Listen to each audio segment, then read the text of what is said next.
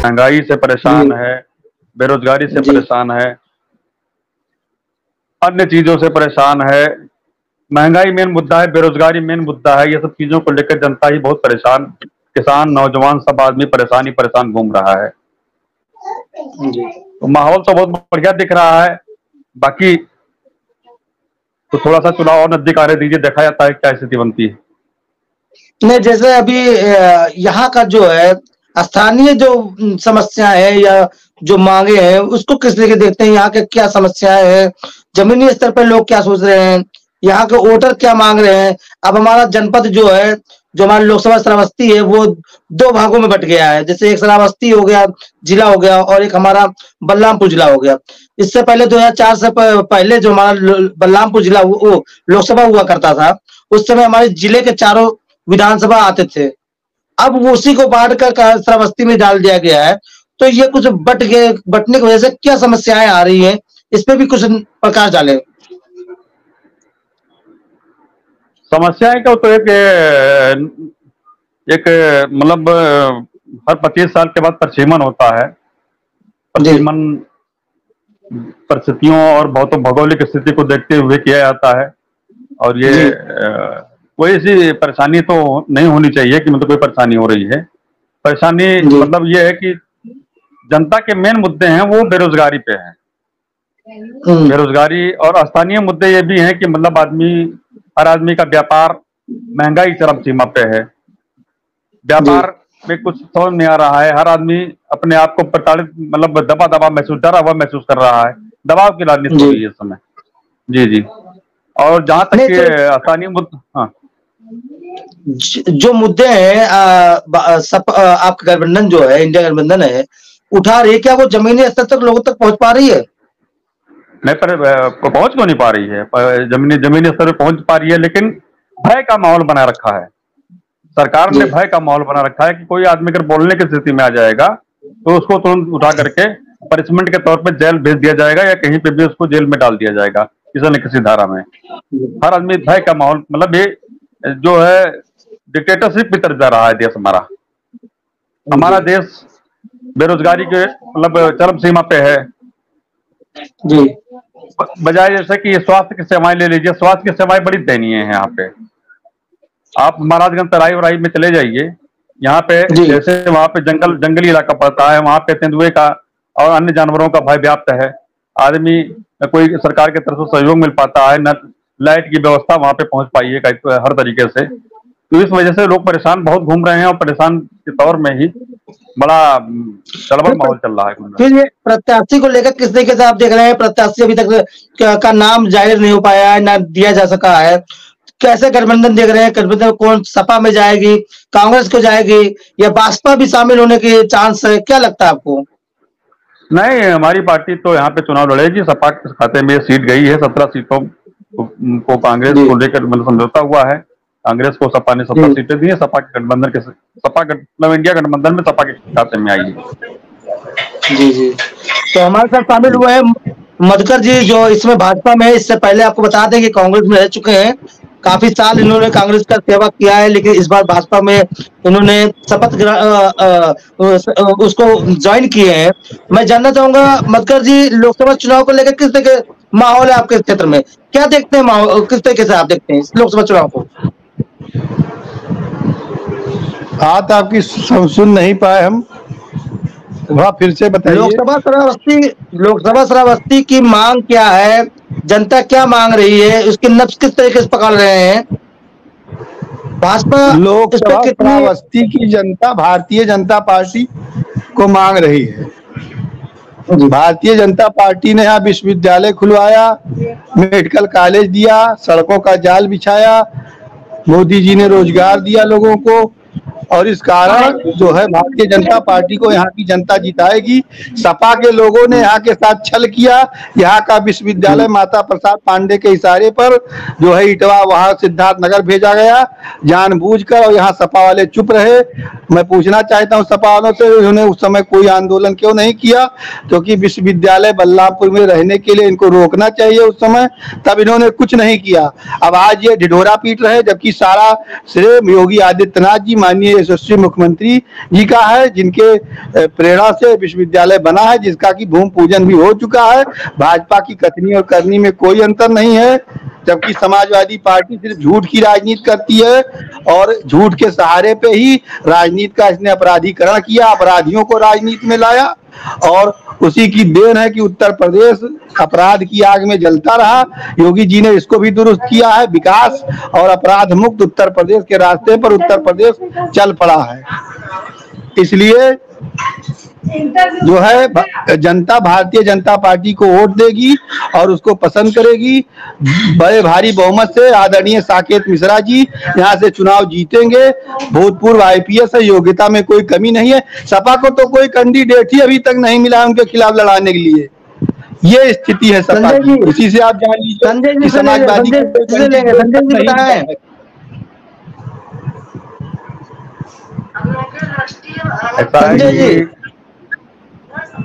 जी मैं मिश्रा जी को भली बात पहचानता हूं, पहले कांग्रेस में थे और बड़े अच्छे संबंध हमारे रहे हैं इनके। हो सकता है ये, जहां तक मिश्रा जी के कहने की बात है कि विकास की जाल बिछा दिया, विकास की जाल तो सपा के कार्यकाल में बिछाया गया है। 25 साल 30 सालों का बड़ा मुद्दा था कोंडरी घाट का। एक बलरामपुर जिले का भूभाग जो एकदम मतलब कटा हुआ था। माननीय शिवपाल जी यादव उसमें लोक निर्माण मंत्री थे। हम लोगों ने सीधे हेलीकॉप्टर वहीं पे उतरवा करके और कोंडरी घाट को पूरा करने का काम सपा की गवर्नमेंट में किया गया। बलरामपुर से गोंडा की रोडों का जाल बिछाने का काम इंफ्रास्ट्रक्चर पे सपा की गवर्नमेंट में किया गया। स्वास्थ्य सेवाओं में यहाँ पे कोई आने को तैयार नहीं था। माननीय मंत्री जी हमारे यहाँ, उन्होंने स्वास्थ्य की सेवाओं में जितना भी लाभ हो मतलब कर सकते डॉक्टरों की उन्होंने तैनाती कराई। बलरामपुर से उतरवाला का जो मार्ग बनना था, एसेट हाईवे की रोड थी, वो काम किया। इन्होंने सिर्फ नाम बदलने का काम किया। महंगाई चरम सीमा पे है। आप बेरोजगारी पे बात कर लीजिए, बेरोजगारी उन्होंने 2 करोड़ नौकरी देने का वादा किया। उसका 15 लाख रुपए शुरुआत के दौर में 2014 में इन्होंने वादा किया था। ये सब जुमला बता दिया। ये सब ये लोग मतलब एक जैसे होता है कि रसगुल्ला मुंह में पन्नी लगा के दे दो, चूसते रहो और सिर्फ हल्ला मचाओ कि ये करना है वो करना है। मुझे नहीं समझ में आता कोई विकास का कार्य यहाँ पे हुआ है। और जहां तक विश्वविद्यालय देन की बात है, हमारे मंत्री जी के आंदोलन के द्वारा किया गया कार्य आज यहाँ पे स्थापित है, वरना ये गोंडा में चला गया था। कोई बोलने वाला भाजपा का नहीं था। हेलो, पता है आपका बहुत बहुत स्वागत है विनय जी। धन्यवाद भाई। लोकसभा चुनाव जो इस समय कांग्रेस का गठबंधन चल रही है, इंडिया गठबंधन की जो है, श्रावस्ती लोकसभा चुनाव को लेकर अभी इस समय अपना पत्ता नहीं खोल पाई है। कैसे देखते हैं कि जब समय काफी करीब आएगा, कैसे इसको देखते हैं आप? देखिए, पत्ता सब खुला हुआ है। कांग्रेस पार्टी और समाजवादी पार्टी मिलके बलरामपुर में जो है चुनाव लड़ेंगे। श्रावस्ती लोकसभा जो 58 लोकसभा श्रावस्ती है उसका चुनाव लड़ेंगे और बहुत अच्छा चुनाव परिणाम होगा। यहाँ पे गठबंधन जीतेगी, चाहे जो प्रत्याशी होगा, चाहे साइकिल सिंबल से हो, चाहे पंजा सिंबल से हो। चुनाव बिल्कुल एक तरफा है और जो है गठबंधन प्रत्याशी ही चुनाव यहाँ पे जीतेगा और कोई लेट नहीं है। पब्लिक सब मन बना चुकी है कि किसी भी तरीके से बीजेपी को हरा देना है, बीजेपी को इस बार सत्ता से हटाना है और हिंदुस्तान को पुनः जो है आजाद कराना, इन काले अंग्रेजों से आजाद कराना है। तो इंडिया गठबंधन अभी तक श्रावस्ती से अपनी एक कैंडिडेट क्यों नहीं दे पा रही है? देखिए, बहुत ऐसे जगह हैं जहां से जो है तमाम पार्टी अपने कैंडिडेट अभी नहीं दिए हैं। ऐसे यहाँ जो है श्रावस्ती भी है, बिल्कुल देगी। बहुत दो एक दिन में क्लियर हो जाएगा यहाँ से कौन चुनाव लड़ेगा और जो भी लड़ेगा वो जो है बहुत अच्छा लड़ेगा। आप बलरामपुर क्षेत्र में रहते हैं, आप लोग तभी रह रहे हैं। यहाँ की मूल समस्या जो है जनता की जो है, आप केंद्र को दिखाएंगे, लेकिन जो यहाँ की समस्या है उसको किस तरीके से नजरअंदाज किया जा सकता है क्या उसको? देखिए, बलरामपुर बहुत ही जो है पिछड़ा एरिया है, जबकि यहाँ पे हमेशा ये पहले लोकसभा क्षेत्र खुद ही रहा है। लेकिन 2008 में इसको तत्कालीन भाजपा सांसद थे बृजभूषण शरण सिंह जी, और उन्हीं की निगरानी में यहाँ पे जो सर्वे जो है वो हुआ, क्या कहते हैं उसको, परिसीमन जो कार्य हुआ उस, जी परिसीमन में इसको जो है हटा करके श्रावस्ती लोकसभा बना दिया गया। बलरामपुर की जनता इस बात को भूली नहीं है, सबसे पहली बात तो ये। दूसरी बात ये है कि हमारे क्षेत्र में बलरामपुर में जो है संयुक्त जिला हॉस्पिटल है, उसमें ना तो डॉक्टर हैं ना ही उपयोगी दवाइयां हैं, लोगों को भाग भाग के बाहर जाना पड़ता है। आप महेशभारी से लेकर के आप बाबागंज जो अंतर जनपदीय मार्ग है उस पे चले जाए, इतनी खराब स्थिति है रोड की कि आप अगर अच्छे कपड़े पहन के चले जाए तो धूल धूसरित हो जाएंगे कुछ ही मिनटों में केवल। ऐसे तमाम जो है मुद्दे हैं। पानी की व्यवस्था खराब है, ये जो सफेद हाथी के दांत साबित हो रहे हैं पूरी तरीके से। जो टंकी वाला व्यवस्था ये गांव में करवा रहे थे, केवल ठेकेदार अपना पैसा जो है लूट लाट के अपना जो है निकल लिए हैं, और गांव में जो सड़कें बनी हुई थी, जो प्रधानी द्वारा, जो ग्राम पंचायत द्वारा बनाई गई थी, उसको भी तोड़ ताड़ के खराब कर दिए हैं। पूरी ऐसी तैसी कर रखा है इन भाजपा वालों ने इस जिले का। और बिल्कुल इस बार इस जिले में बदलाव की जो है स्थिति बिल्कुल बरकरार है। और हर हाल में केवल बलरामपुर नहीं, गोंडा लोकसभा, श्रावस्ती लोकसभा, बहराइच लोकसभा, इधर जैसे एक बार कांग्रेस ने पूरी तरीके से सफाया किया था, पूरी तरीके से फिर इस बार सफाया हो जाएगा इसका। मटकर जी, मटकर जी भाजपा प्रवक्ता के पास चले गए। मटकर जी, आवाज सुनाई दे रही है आपको? हाँ, आवाज आ रही है। आप बताइए, नीतियों की विनय जी का कहना है जो नीतियों की कमी रही है, जो अब जैसे आपका जो सड़कें तोड़ी गई हैं, एक सड़क निर्माण क्या कराया गया, फिर उसके बाद तोड़ दी गई है, इस नीतियों की कमी मानी जा रही है। इसको क्या कहा जाए? इसको कांग्रेस के पास अब कहने के लिए कुछ है नहीं। कांग्रेस जब भगवान राम का विरोध कर रही है तो भारतीय जनता पार्टी का विरोध करे, इसमें कोई बहुत बड़ी ताज्जुब की बात नहीं है। कांग्रेस के लोग की स्थिति ये हो गई है कि अब 17 सीटों पर चुनाव लड़ रही है उत्तर प्रदेश में। एक राष्ट्रीय पार्टी एक क्षेत्रीय पार्टी के पीछे चुनाव रही, उसकी हैसियत यही है कि पूरे प्रदेश की 80 सीटों में 17 सीटों पर चुनाव लड़ रही है। जो पार्टी कभी देश में 50 साल राज किया करती थी, वो पार्टी आज सिर्फ 17 सीटों पर लड़ रही है। इसी से आप इस बात का अंदाजा लगा लीजिए, कोई भी राजनीतिक विश्लेषक, की उसकी हैसियत क्या है। और 17 में भी मैं दावे के साथ कहता हूं, अगर एक आध जगह से भी जमानत बचा ले जाए तो मेरे लिए बहुत आश्चर्य की बात होगी। ये मैं दावे के साथ कह रहा हूँ। यहाँ श्रावस्ती सीट पे भी कुछ कांग्रेस के लोग दावा ठोक रहे हैं, लेकिन पिछले चुनाव में कितना वोट कांग्रेस के उस प्रत्याशी को मिला था ये आप जानते हैं। 50,000 वोट मिला था, और वो भी तब मिला था स्थानीय होने के नाते। सुन लीजिए, मतलब जी बलरामपुर के रहने वाले हैं, स्थानीय की बात कर, जो ये लोग बाहरी स्थानीय की मुद्दा उठा रहे हैं। यहाँ से अटल जी देश के प्रधानमंत्री बन के गए, यहाँ से जीत के। यहाँ से नानाजी देशमुख गए, जो जयप्रभा ग्राम आपके यहाँ बना हुआ है, बगल में कितना बड़ा सामाजिक कार्य उन्होंने किया। और कांग्रेस के लोगों के पास कोई मुद्दा नहीं है, ये केवल सड़क और झूठी बातें, ऐसे लोगों को बेवकूफ बनाने वाली बातें करते हैं। इनके झांसे में कोई आने वाला नहीं है, क्योंकि सब इनको देखते हैं 50 साल, और 50 साल में कितना विकास कांग्रेस ने किया है ये सारे लोग जानते हैं। आप भी जानते हैं पत्रकार महोदय, क्योंकि आप भी जो है अनभिज्ञ नहीं है। समाजवादी पार्टी के हमारे भाई संजय यादव भी जानते हैं कि कितना विकास कांग्रेस ने किया है। अगर कांग्रेस ने इतना बड़ा विकास किया होता तो आज भारतीय जनता पार्टी और समाजवादी पार्टी ये लोग लाइन में ना होते, तो आज कांग्रेस का ही शासन होता। अपनी कमी को नहीं मानना ही सबसे बड़ी धूर्तता। ठीक है मतलब जी, आप विनय जी जल्दी से इसका जवाब दीजिए। आप राम विरोधी बताया जा रहा है, आप किस तरीके से आप क्या कहेंगे इस पे? आप देखिए, मैं बताऊं, अभी जैसे पाकिस्तान में एक कट्टरपंथ पैदा हो गया, उसी तरीके से 2014 के बाद हिंदुस्तान में हिंदुओं का कट्टरपंथीकरण कराया गया। कट्टरपंथीकरण का नतीजा ये रहा कि हमारे जगत गुरु चार पीठाधीश्वर जो है, पीठाधीश्वर हैं, उनके मुखालफत में ये लोग खड़े हैं। आप उसका नतीजा ये देखिए कि बिना मंडप बने किसी मंदिर का उद्घाटन होता है क्या? जब हमारे जगत गुरु शंकराचार्य नहीं गए वहां पे, तो हम लोग क्यों जाएं वहां पे? सबसे पहली बात तो ये, जिस मंदिर का मंडप ना बना हो उस मंदिर का उद्घाटन या उस मंदिर में प्राण प्रतिष्ठा कैसे हो सकती है? प्राण प्रतिष्ठा का मतलब ही होता है कि उस मूर्ति में जान डालना, उस मंदिर का प्राण प्रतिष्ठा करना। वो जीवित मंदिर माना जाता है प्राण प्रतिष्ठा होने के बाद।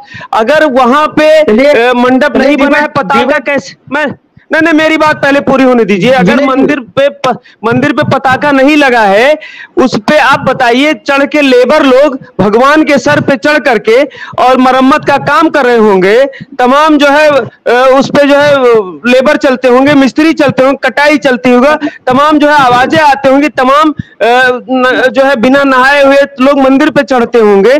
क्या भगवान राम का अपमान नहीं है? भगवान राम का अपमान होने के नाते मोदी जी इस बार हर हाल में सत्ता से हट रहे हैं। जैसे भाई साहब ने अभी कहा कि अटल जी यहां से जीत के गए थे और प्रधानमंत्री बने थे। भाई साहब, ये देश का गौरव होता है अगर किसी संसदीय क्षेत्र से कोई प्रधानमंत्री बनता है, और वो प्रधानमंत्री बने, लेकिन उन्होंने किया क्या बलरामपुर के लिए? जब बलरामपुर के कुछ लोग उनसे मिलने गए तो उन्होंने कहा कौन सा बलरामपुर, जबकि उनके कैरियर का शुरुआत ही यहीं से हुआ था। जब वो बलरामपुर से 1957 में जीते थे तो मथुरा से लड़े थे, वहां पे चौथे नंबर पे थे, लखनऊ से लड़े थे, वहां पे दूसरे नंबर पे थे, और बलरामपुर से उपचुनाव था, वो उपचुनाव में नहीं, सॉरी, चुनाव था, वो जीत करके गए थे 57 में। ठीक है, उसके बाद उन्होंने कह दिया कि कौन सा बलरामपुर। भाजपाई केवल चुनाव जीतने तक बलरामपुर से प्यार करते हैं। जैसे बलरामपुर से चुनाव जीत जाते हैं, श्रावस्ती लोकसभा से चुनाव जीत जाते हैं, उसके बाद पूछते हैं कौन सा श्रावस्ती, कौन सा बलरामपुर। वही हाल है। और रही कांग्रेस की बात, कांग्रेस ने जो स्ट्रक्चर जो खड़ा किया था, सेल भेल रेल, इनको बता दीजिए कि हम लोग अब नहीं बताते कि हमने क्या बनाया, नहीं तो मोदी जी उसको भी बेच डालेंगे, अडानी अंबानी को। इसलिए हम लोग बताते नहीं, ये जानते हैं, ये ढूंढते रहते हैं भाजपाई। अभी अभी नए नए भाजपाई हमारे भाई बने हैं, पहले हमारे साथी कांग्रेस में थे, मधुकर भाई हमारे भाई है, और मैं इनका जो है बहुत मोहब्बत करता हूं इनसे, बहुत बहुत जो है हमारे साथ में ही थे, लेकिन फिर भी चलिए कोई बात नहीं। वो जानते हैं कि कांग्रेस ने क्या किया हमारे लिए। कांग्रेस के लिए ये भी भाई साहब सोशल मीडिया से लेकर के और सड़कों तक मार्च किए हैं। लेकिन अब चलिए ठीक है, जो जिसके साथ है उसका जो है उसको मुबारक। लेकिन कांग्रेस और सपा और रही 17 सीटों पे जीतने की बात, मैं बताऊं आपको, कांग्रेस वो पार्टी है जो सबको मौका देती है। समाजवादी पार्टी और समान विचारधारा वाली पार्टियों को उसने मौका दिया है।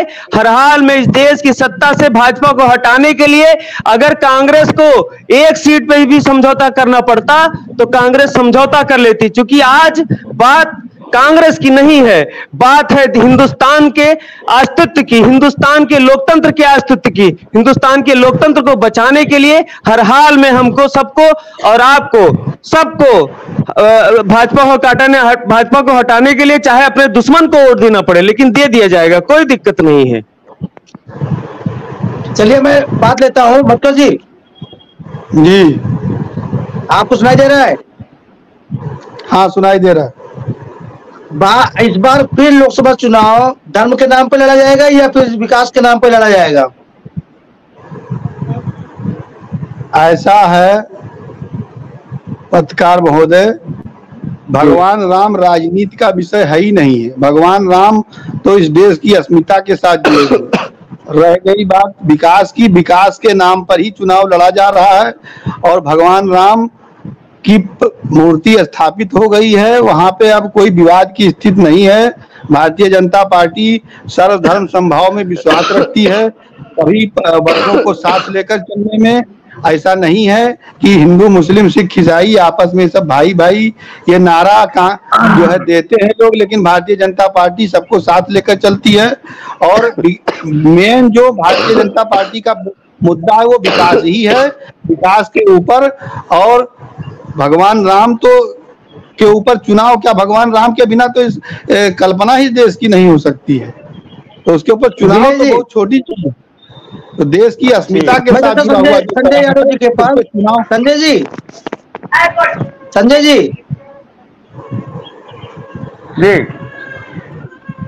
जी आपको, आप काफी देर शांत होकर देख रहे थे, सुन रहे थे, सारी उनकी बातें सुन रहे थे। आपको क्या लगता है कि किस तरीके से देख रहे हैं बलरामपुर क्षेत्र की जो समस्याएं उसको लेकर, किस तरीके से आप, क्या फिर धार्मिक की तरफ मोड़ दी जाएगी ये राजनीति, या फिर चुनाव का जो समीकरण होगा, या फिर जो यहाँ का पैमाना होगा वो लोकसभा चुनाव का जो स्थानीय जो समस्याएं है, विकास है, उस पर लड़ी जाएगी?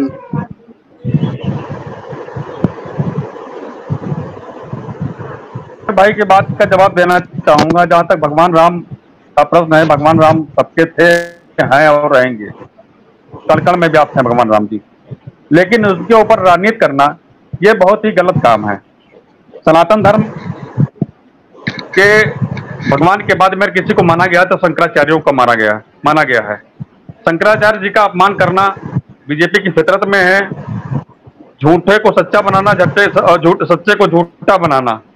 विकास की बात ही क्या कर रहे हैं, सब बेचने की बात कर रहे हैं। इन्होंने जो 70 सालों में देश ने बनाया, एक सुई नहीं बनती थी। पंडित जवाहरलाल नेहरू के जमाने में सुई तक नहीं बनती, पहले वाला प्रधानमंत्री हुए। इन्होंने क्या सब कुछ तो बेच डाला। विकास और रोजगार की बात कहाँ करेंगे ये आरक्षण सब खत्म करने की पूरी साजिश है, संविधान को खत्म करने की साजिश है। इनकी सोच है कि धर्म के नाम पे ही लोगों को लोगों से लड़ाया जाए। धर्म और विचारधारा की बात कुछ नहीं, यहाँ पे राजनीति करने की बात है। किसी तरीके से बीजेपी सत्ता में आना, चुनाव लड़ने, या खुद ही कहते हैं कि मैं 24 घंटे चुनाव के मोड में रहता हूँ। तो चुनाव के मोड में जब आदमी 24 घंटे रहेगा तो विकास की बात कब सोचेगा? वो बेचने की बात करेगा। तो मेरा तो ये मानना है कि राम के नाम पे ये लोगों को लड़ा करके। मैं बात तीनों लोग से करूंगा। मैं ये पूछना चाहता हूं कि लोकसभा चुनाव पे जो परिसीमन हुआ है, पहले बलरामपुर क्षेत्र के चारों जनपद आते थे और उसका विकास का खाका खींच सकते थे। अगर कोई प्रतिनिधि चुनकर आता वो अपने जनपद की विकास करता, लेकिन इस परिसीमन में श्रावस्ती को जिले को छोड़कर क्या बलरामपुर के साथ कुछ अनदेखी नहीं की जाती है? विनय जी। देखिए, ये तो किसी सन 57 से बने हुए कॉन्स्टिट्यूंसी को अगर खत्म करके परसीमन में दूसरे बगल छोटे जिले का नाम परसीमन में उस कॉन्स्टिट्यूंसी का नाम रख दिया जाए तो सबसे पहला तो अन्याय बलरामपुर की जनता के साथ हो गया, बलरामपुर के जिले की जनता के साथ हो गया।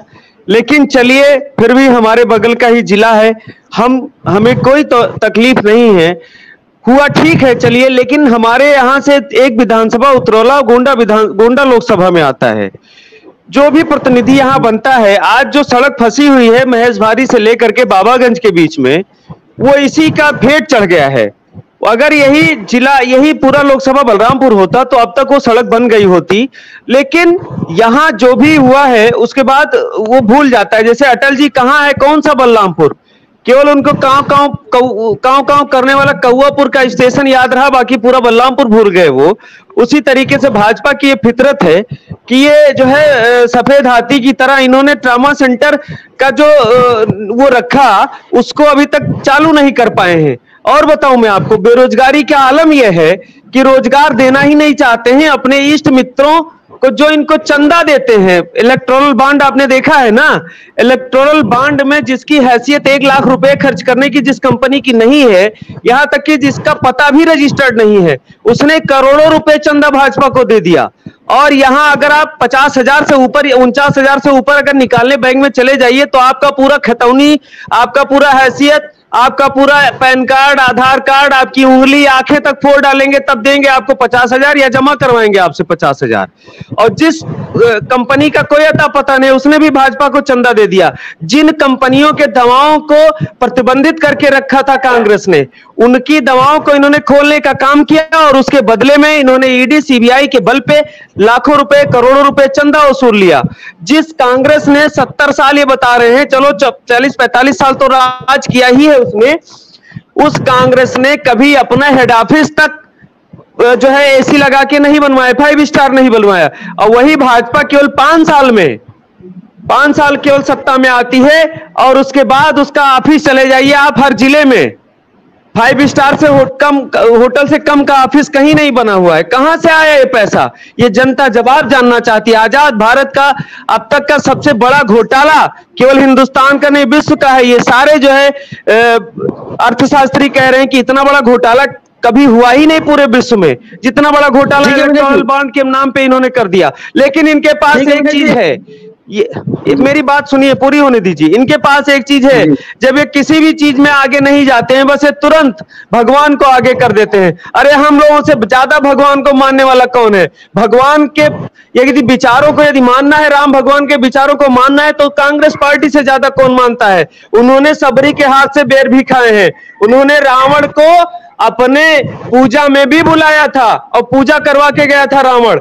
वो राम भगवान थे। राम भगवान ने अपनी शक्तियों का प्रयोग ना करके पूरी तरह पुरुषार्थ का पालन करके तब रावण को हराया और अपनी पत्नी को जो है वापस लेके आए। क्या राम के जो है आदर्शों का पालन करते हैं भाजपाई? इलेक्ट्रोल बॉन्ड पे जरा पूछ लीजिए भाई साहब से। मक्कर जी से बात करते हैं। मक्कर जी बोलिए सर।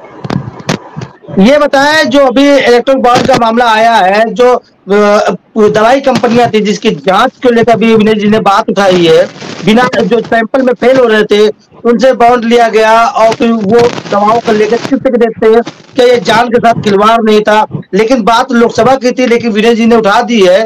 तो मैं जानना चाहूंगा कि इस मुद्दे पे कि आप क्या राय है? देखिए, ये मुद्दा न्यायालय के विचाराधीन है। इस मुद्दे पर मैं कुछ नहीं कहूंगा, क्योंकि जो मुद्दा न्यायालय के विचाराधीन रहता है उस पर बोलना न मेरा उचित है न किसी का उचित है बोलना।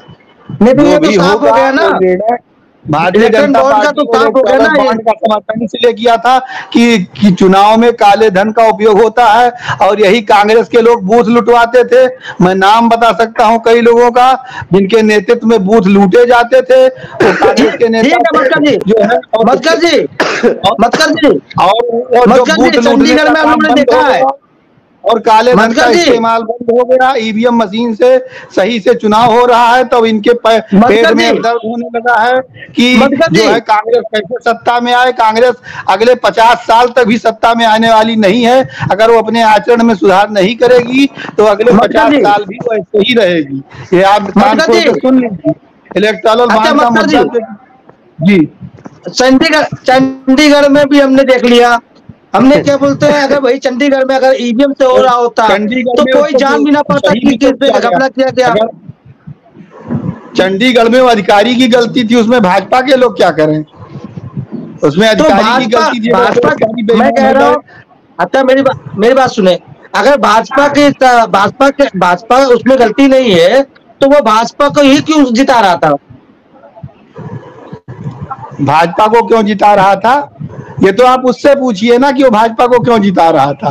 हो सकता है अधिकारी को भी भाजपा ही पसंद। आपने बूथ लूटने की बात की, आपने बूथ लूटने की बात की, आपने भी भाजपा को पसंद कर रहे हो तो ये तो वही बता सकते हैं क्यों जिता रहे थे। और उसको सुप्रीम कोर्ट ने खारिज कर दिया, वो बात खत्म हो गई। अगर गलत कोई करेगा, चाहे भाजपा हो चाहे कांग्रेस हो, मैं देखिए राजनीति से ऊपर उठकर बात कर रहा हूं कि अगर कोई गलत करेगा, वो चाहे भारतीय जनता पार्टी का आदमी हो, चाहे कांग्रेस का हो, चाहे सपा का हो, उसके साथ वही कार्रवाई होगी जो हमारे साथ हुई है, जो चाहे उनके साथ हुई है। इसमें ये कोई ये नहीं है कि विभेदकारी कोई बात होगी कि उनके साथ दूसरा हो, हमारे साथ। हम चलते हैं संजय जी के पास। संजय जी, अगर कोई गलत कर रहा है, चाहे अधिकारी हो, चाहे वो भाजपा के पक्ष में कर रहा हो, चाहे सपा के पक्ष में, तो उसके ऊपर कार्रवाई होनी चाहिए। जी उसने गलत किया। इनका कहना है कि बूथ कैप्चरिंग होता है, बूथ लूट लिया जाता था, ईवीएम से स्वच्छ चुनाव हो रहा है। तो आप नहीं जानते बूथ कैप्चरिंग पहले होता था? आप बताइए, बूथ कैप्चरिंग कितना बंद हो गया ईवीएम मशीन से जब से भाजपा आई है। और हमने जब चंडीगढ़ की बात की तो उन्होंने कहा कि सुप्रीम कोर्ट ने देख लिया, उसको संज्ञान ले लिया है। कैसे लगता है इसको? मैं तो गलत चीज का, अगर गलत कोई भाजपा के फेवर में भी गलत कर रहा है तो उसको भी वही सजा मिलनी चाहिए। ऐसा कुछ नहीं है। और उस अधिकारी को कोर्ट ने बताया सजा दी। ऐसा थोड़े है कि कोई भाजपा कानून से ऊपर है, कोई पार्टी कानून से ऊपर नहीं। संजय जी जी क्या कहेंगे इसको? एक कहावत है कि चोर चोरी से जाए, हेरा फेरी से न जाए। एक कहावत है कि आपका ही एजेंट, आपके द्वारा अपॉइंट किया गया आदमी आपके पक्ष में मतदान करवा रहा था, कैमरे की तरफ देख रहा था, वो पकड़ लिया गया तो कह रहे हमारा आदमी नहीं है। क्या बात है भाई साहब। दूसरी बात है, जहां तक समान व्यवस्था करने की बात है, अजय मिश्रा टेनी के ले लीजिए, जिन्होंने उनका बुलडोजर से कब घर गिराया जाएगा। मैं तो यही माना, उनको टिकट भी दे दिया गया। ये व्यवस्था बीजेपी के लड़के के ऊपर कार्रवाई हो रही है। अभी किसी दूसरे वर्ग या बैकवर्ड का होता या मुस्लिम का होता, तुरंत उसको गिरा दिया गया था, उसके लिए तुरंत कार्रवाई हो जाती। लेकिन यहाँ पे जाति धर्म देख करके सबसे बड़ी जातिवादी पार्टी भाजपा पार्टी है। आप चाहे देख लीजिए, थानों में पोस्टिंग किसकी सबसे ज्यादा है। अदर बैकवर्ड 85% है, और उनको कोई तवज्जो नहीं दिया रही। उनका सिर्फ वोट लेने के लिए बड़गला करके, धर्म के नाम पे, उसके नाम पे लड़वा करके, किसी तरीके से वोट लेकर के लूट करके सरकार अपनी बना लें, उसके बाद 5 साल उनके साथ ही अत्याचार करें। यह है इनकी सोच। विनय जी, और बेईमानी में तो माहिर है ही। जी बताइए। आखिरी ले लेते हैं विनय से, क्या कहेंगे इस पे? ईवीएम को लेकर इन्होंने जो कहा है, और फिर इन्होंने कहा कि बूथ कैप्चरिंग हो जाता। मैं ये पूछता हूँ कि बूथ कैप्चरिंग, अगर ईवीएम, अगर बूथ कैप्चरिंग तब हो रहा है जब बैलेट पेपर हो रहा है, तो लोगों को पता चला बूथ कैप्चरिंग की जा रही है, लेकिन अब कोई चीज जानकारी नहीं मिल रही है, कोई वो नहीं हो रहा है। हमको लगता है कि कई मुद्दे ऐसे उठाए गए हैं कांग्रेस द्वारा भी। क्या कहेंगे इस पे आप? देखिए तौफीक जी, सबसे पहले तो आप ये जान लीजिए कि अगर कांग्रेस के समय में बता रहे हैं भाई साहब कि बूथ, जब ईवीएम नहीं था तो बूथ कैप्चरिंग हो जाता था, लेकिन ये सामान्य से सामान्य कार्यकर्ता भी विधायकी का और सांसदी का चुनाव जीतता था। तमाम गरीब वर्ग के लोग, तमाम बैकवर्ड वर्ग के लोग, तमाम मध्यम वर्ग के लोग सांसद बने हैं और देश का प्रतिनिधित्व किया है, उस अपने क्षेत्र का प्रतिनिधित्व किया है सबसे बड़ी पंचायत में। तब जो है मतदान होता था बैलेट से, और वो निष्पक्ष लोग मानते तो थे, उसके ऊपर कोई आवाज तो नहीं उठती थी।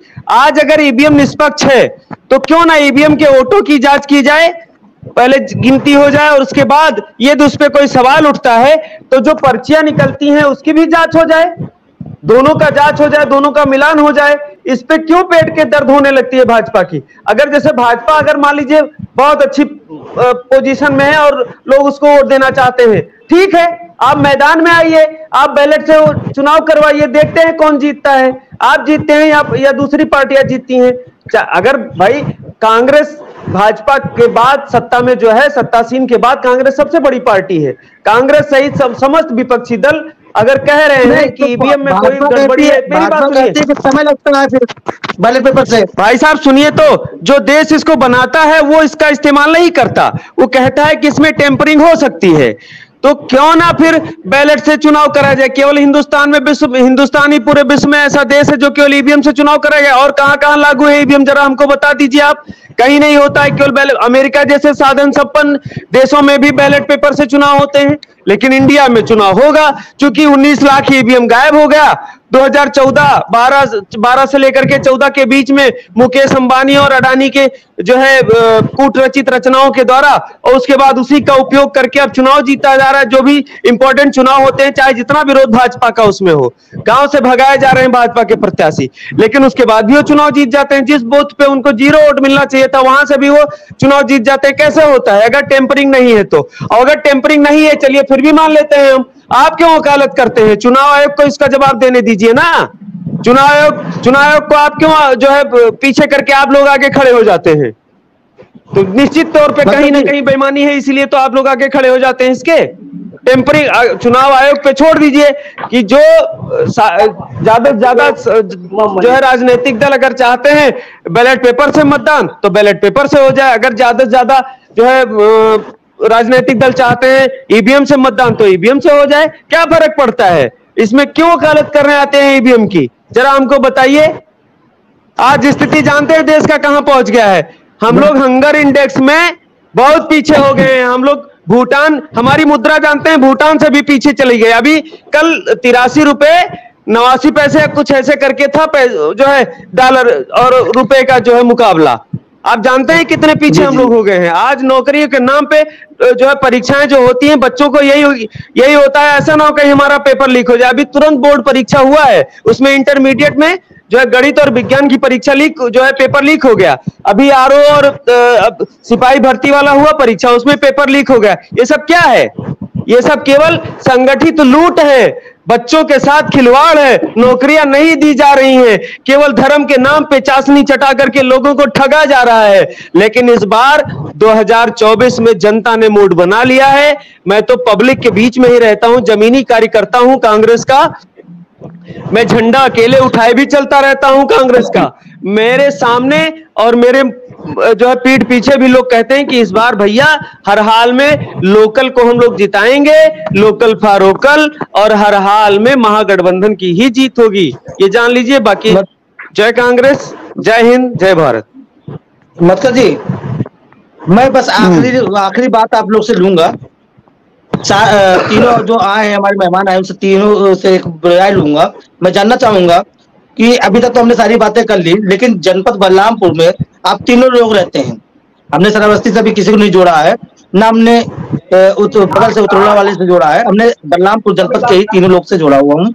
और बलरामपुर के मैं बात लेना चाहूंगा कि यहाँ की मेन समस्या क्या है, कौन सी ऐसी समस्या है जिससे जनता टूट चुकी है, वो चाहती है, उससे निजात पाना चाहती है।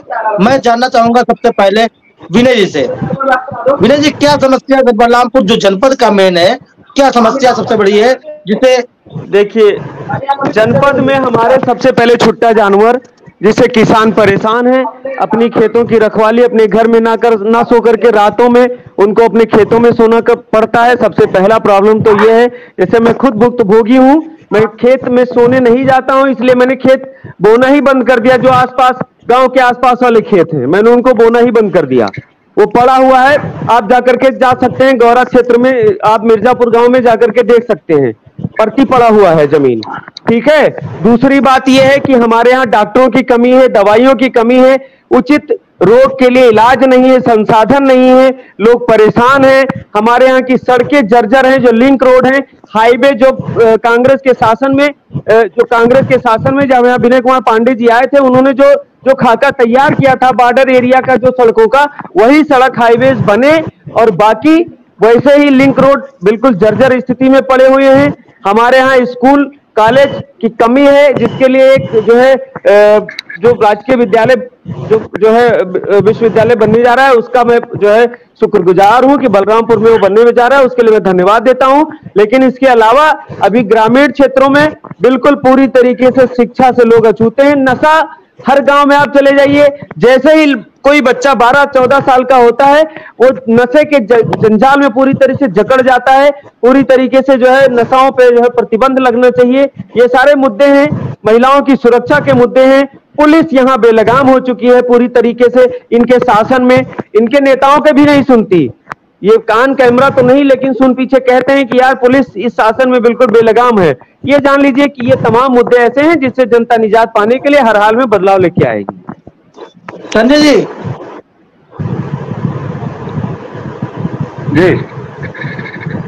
जी, क्या समस्या है बलरामपुर की मेन समस्या? हमारे भाई साहब ने कहा पटल पे।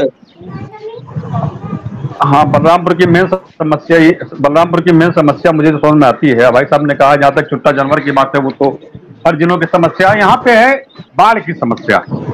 यहाँ कुछ जो मेन भाग है यहाँ का बलरामपुर जिले का, जैसे इधर कोंडरी घाट से आगे निकल जाइए तो असिंचित एरिया है। वहां तो जब पानी मतलब जब बरसेगा तो अनाज होगा, वरना अनाज ही नहीं होगा। और ले जाकर के जब नेपाल में पानी छोड़ देता है तो इतना विभत्स रूप ले लेता है कि जो भी होना होता है वो भी खत्म हो जाता है।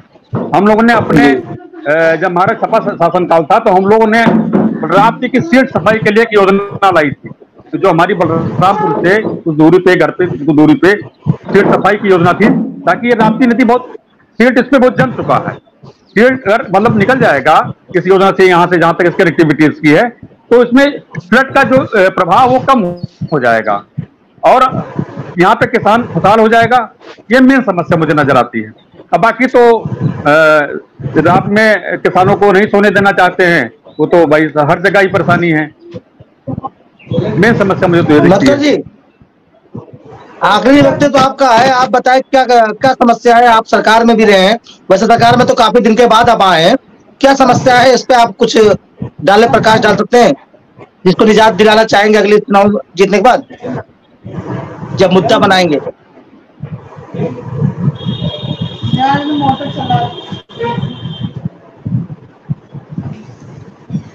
देखिए, बलरामपुर में समस्याएं बहुत हैं, लेकिन सबसे बड़ी समस्या अतिक्रमण की है, जाम की है, डॉक्टरों की समस्या यहाँ पे है, बाढ़ की समस्या जैसा कि अभी बड़े भाई ने बताया है। इन सब चीज़ों से निजात पाना जरूरी है। इसके लिए हम अपनी सरकार से कहेंगे, अपने जनप्रतिनिधियों से कहेंगे कि इस पर वो गंभीरता से काम करें। और भारतीय जनता पार्टी ने देखा, अपने विश्वविद्यालय स्थापित करके एक मील का पत्थर स्थापित किया है बलरामपुर के इतिहास में। कोई सोचता नहीं था कि बलरामपुर में विश्वविद्यालय बनेगा, लेकिन उसका भूमि पूजन करा के दिखा दिया है माननीय योगी आदित्यनाथ जी ने कि अगर इच्छा शक्ति हो तो क्या नहीं किया जा सकता है। पूर्ववर्ती में सपा की सरकार भी रही है, कांग्रेस की भी सरकार रही है, कि यहाँ पर एक जीआईसी तक नहीं है। आप बताइए, गवर्नमेंट इंटर कॉलेज बलरामपुर शायद एक ऐसा पहला जिला मुख्यालय होगा पूरे उत्तर प्रदेश में जहाँ पे गवर्नमेंट इंटर कॉलेज नहीं है जिला मुख्यालय पे। आज तक कांग्रेस के लोगों ने और सपा के लोगों ने इसका कोई कुछ नहीं किया। अब आप बताइए कि विकास की जो बात जो लोग करते हैं वो किस मुंह से करते हैं विकास की बात? तो जितना विकास भाजपा ने किया है और कर रही है, ये लोग कर नहीं सकते हैं। और जो जो समस्याएं हैं उसका निजात हम लोग कराएंगे, हर स्तर पर कराएंगे। नगर पालिका में भी आप देख लीजिए, बहुत अच्छा काम हो रहा है। हमारे भैया धीरेन्द्र प्रताप सिंह धीरू जी बहुत अच्छा काम कर रहे हैं। अभी इन्होंने नालियों की सफाई करवाई है, पूरी हर जगह काम लगा हुआ है। पहले नगर पालिका जिसके चंगुल में थी, आप लोगों को पता है किस तरीके से उसने बुरी तरह लूटा उसको जो है, और उस तरह जो काम हो रहा है आपके सामने है, कहने की जरूरत नहीं है। इसी के साथ में अपनी बात को ठीक है विनय जी, चलिए आप आखिरी एक आप उंगली उठा रहे हैं, आप आखिरी बात रख के खत्म करते हैं, ये विराम करेंगे। जी भाई साहब, मैं ये कहना चाहता हूँ, जैसे शिक्षा की व्यवस्था में भाई साहब ने अभी कहा, जिस बात को मैं कहना चाहता हूँ, शिक्षा व्यवस्था में बलरामपुर निश्चित तौर पे पिछड़ा रहा है, लेकिन कांग्रेस की सरकार 89 के बाद नहीं आई है उत्तर प्रदेश में।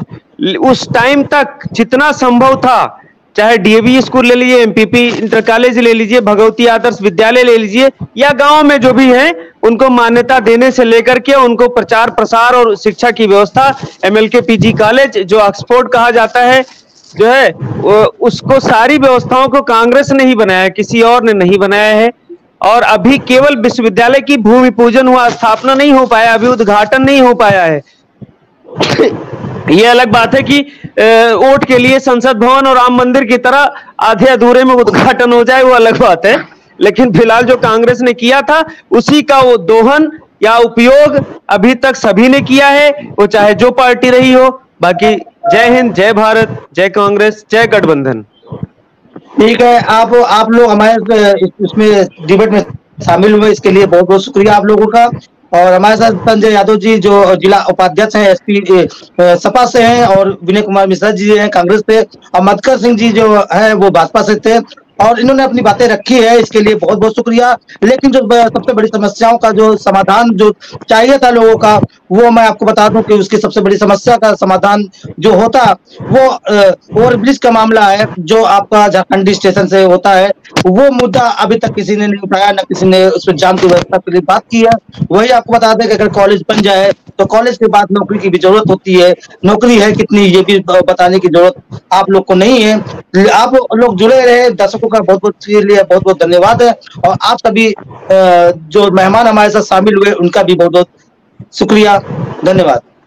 शुक्रिया भाई साहब, सभी को भाई नमस्कार, धन्यवाद जी।